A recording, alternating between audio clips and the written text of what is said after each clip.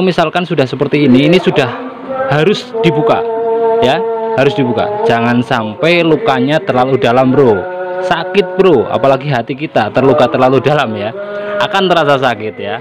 Oke, halo sahabat Plancraft dimanapun kalian berada, semoga semuanya sehat ya, dan jangan lupa tetap bahagia. Untuk kali ini kita akan melakukan sebuah tindakan pasca pruning pada bonsai sancang atau Premna microphylla bonsai. Pasca pruning ya, jadi apa saja yang perlu kita lakukan setelah pruning, simak terus. Tetap bersama saya Sufian Ahmad di Plancraft.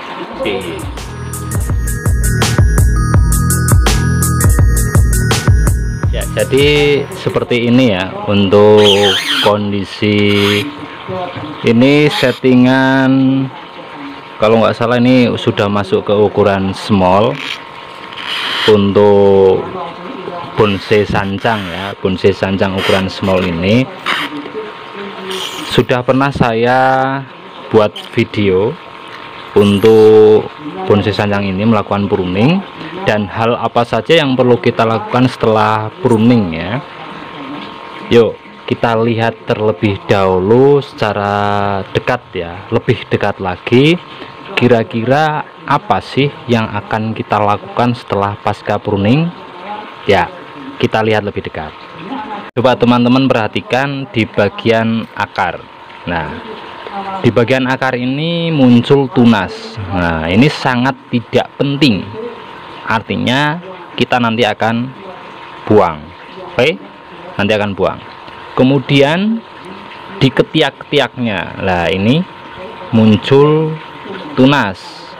Kemudian sampai ke ini juga ya, di ketiak ini, nah ini juga muncul tunas. Kemudian di atas, kita lihat di atasnya ini terlalu rimbun sekali. Ini memang subur ya, subur sekali, ini terlalu rimbun. Coba kita lihat lebih dekat lagi ya. Nah, kalau kita perhatikan ya, kita perhatikan kalau kita perhatikan, kita utak-utak di sini ya. Nah, ini dia. Nah, ini lihat. Nah, saya perjelas lagi ya. Nah, ini lihat. Ini ada dua tunas berdekatan ya. Ada dua tunas berdekatan. Saya yakin nggak cuma di sini saja. Saya yakin nggak cuma di sini saja. Beberapa kalau kita nanti cek satu-satu ya, cek satu-satu, nanti di sini akan ada tunas-tunas yang tidak penting ya. Ketika kita melakukan pruning, kemudian kita biarkan rimbun, itu sudah pasti nanti ada tunas-tunas liar yang akan muncul. Nah, kalau kita lihat lebih jelas lagi, ternyata ini malah ada tiga tunas ya. Ini nanti kita akan buang satu. Kita buang dua, kita pakai salah satu. Dan untuk tunas-tunas yang berdekatan dengan ketiak-ketiak ya, nanti kita akan buang juga. Kemudian kalian lihat ini kawatnya. Biasanya setelah kita pruning, kita melakukan wiring ya, atau pengawatan pada bonsai sancang ini. Untuk pengawatan pada bonsai sancang dan juga waru yang subur itu perlu waktu 2-3 minggu, atau bahkan cuma satu bulan saja untuk kita melepas kawat. Kalau misalkan sudah seperti ini sudah harus dibuka ya, harus dibuka. Jangan sampai lukanya terlalu dalam bro, sakit bro, apalagi hati kita terluka terlalu dalam ya, akan terasa sakit ya.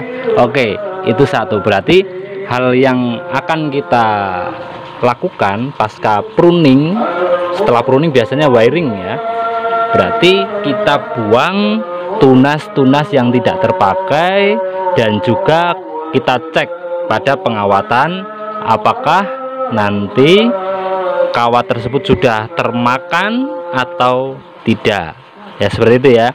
Yang kita lakukan sekarang, kita buang tunas-tunasnya. Yuk, yang pertama tadi kita sudah melihat ini tidak penting ya, sangat tidak penting, kita buang saja ya, kita buang. Kemudian yang di ketiak-ketiak tadi lebih dekat lagi. Nah ini juga tidak penting, ini nggak akan kita pakai. Nah, daripada nanti tumbuh liar, tumbuh membesar, ini kasihan atau sia-sia nutrisinya. Harusnya buat tunas yang lain supaya lebih cepat besar kan. Kemudian ada lagi di sini. Ya, kita lihat cabang yang bawah dulu ya. Ini juga kita nggak pakai. Kalau ini dibiarkan besar kan ini dekat dengan cabang yang ini.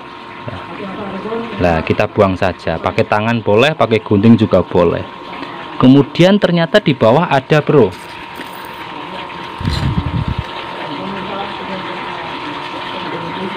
ini dia, banyak sekali ternyata ya di bagian bawah ya. Kita cek dulu ya, kita cek coba di bagian bawah.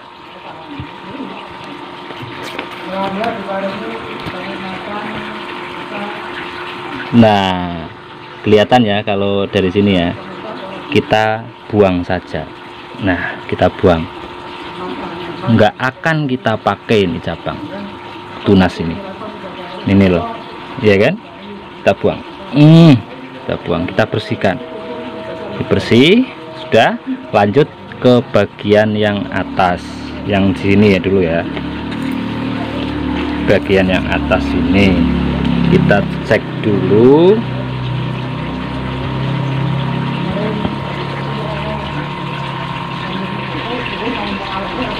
Kita cek apakah ada. Lah ini dia,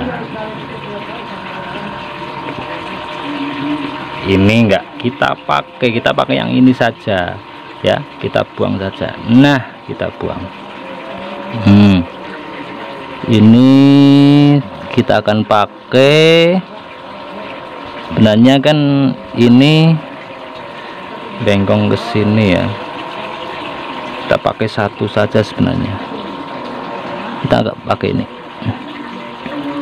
ya, seperti ini kita pakai saja nggak apa-apa ya, kita pakai. Kemudian cabang yang kedua,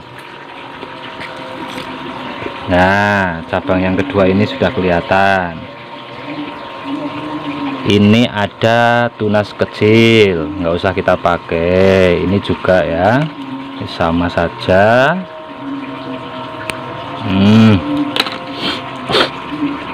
Kalian pasti bisa kok ketika telaten ya untuk merawat sebuah bonsai, bisa untuk menjadikan bonsai itu tampak lebih indah, pasti bisa kok.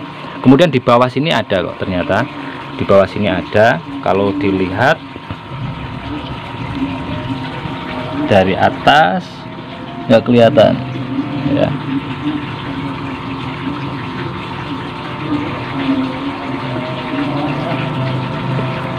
Ini nggak kelihatan ya, susah memang.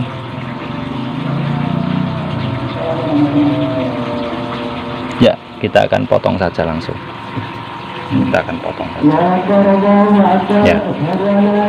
Udah, tuna cabang yang kedua saya rasa sudah. Kalau ada pun tinggal kita potong saja ya, kita potong seperti tadi ya, kita potong. Ini ada cabang yang mati atau ranting yang mati, kita potong saja ya, seperti itu. Udah, tinggal yang atas bro, tinggal yang bagian atas. Memang kalau kita awal-awal untuk membuat sebuah bonsai kan, kalau rimbun seperti ini wah sudah cakep ya, tetapi perlu kita koreksi untuk masalah perantingan ya, kita koreksi masalah perantingannya. Ini kita buang saja, terlalu dekat dengan ketiak. Ini ternyata ada ya, ada yang dekat ini loh, ini di bawahnya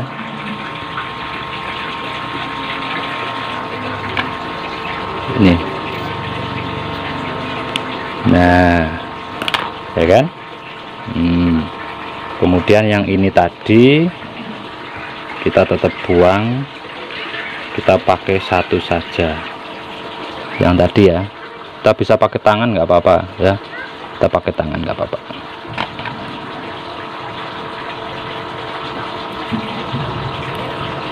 Nah, ini kan kelihatan ya. Ini juga sama, pokoknya yang dekat dengan ketiak kita buang saja bro, nggak penting masalahnya ya, ini buang saja. Nah, kita pakai yang ini saja, kita pakai yang ini yang kecil saya biarkan untuk nanti menutup yang di sini, ini kan masih kosong ya. Kemudian mahkotanya yang ini bro, mahkotanya yang ini nanti ya. Kemudian ini juga kalau dilihat ternyata banyak juga ya, banyak juga. Ini ada satu, di sini juga ada, kita buang saja lebih dekat ya, supaya tahu hal yang perlu dipotong yang mana, yang tidak yang mana. Kalau kita buka kan seperti ini loh. Nah, ini dia. Ini kan sudah ada ranting ke sini. Ini rantingnya ya. Ini terlalu dekat, ini nggak usah kita pakai. Nah, kita potong saja. Ini juga sama, kita potong saja. Kita potong seperti itu ya. Kemudian ini ya, ini kita potong ya. Ini untuk pemotongan atau pembuangan tunas-tunas liar yang tidak akan kita pakai. Sekarang kita lepas kawatnya karena sudah terlalu masuk ya, sudah terlalu masuk. Kita akan lepas kawatnya bro.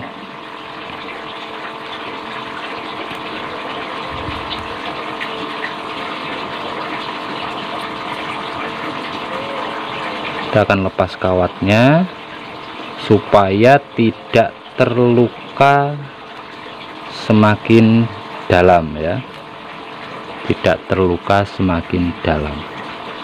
Kan kasihan nih, lihat nih ya.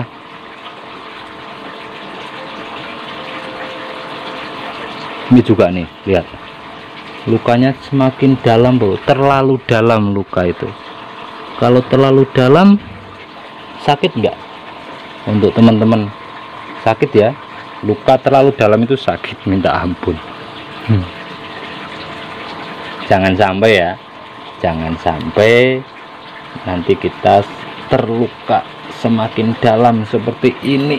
Ini lihat, luka terlalu dalam. Kasihan. Dah seperti ini ya. Oke, hal yang perlu kita lakukan pasca pruning ya. Kesimpulannya tadi ya, untuk hal-hal yang kita lakukan setelah pruning itu tadi membuang tunas-tunas yang tumbuh liar. Ini banyak nih tunas-tunas yang tumbuh liar, dan saya nanti akan meneruskan lagi ya. Kalau tak terusin kan terlalu panjang durasinya. Nih, saya mengumpulkan segini banyak untuk tunas yang nggak terpakai. Kalau misalkan kita biarkan kan kasihan nutrisi pohonnya. Harusnya untuk menumbuhkan, nah misalkan ini harusnya untuk menumbuhkan atau memperbesar cabang calon mahkota. Ini kan cabang calon mahkota ini. Kalau dilihat di sini ya, cabang calon mahkota kayak gini, nanti percuma, nanti nutrisinya sia-sia, terbuang sia-sia. Kemudian setelah pruning biasanya kita melakukan wiring atau pengawatan pada bonsai sancang, karena bonsai sancang terbilang relatif cepat untuk tumbuhnya ya. Sancang, waru itu terbilang relatif cepat, maka langkah yang kita lakukan setelah pengawatan ya kita kontrol. Jangan sampai kawatnya tadi ya terlalu termakan oleh kulit ya.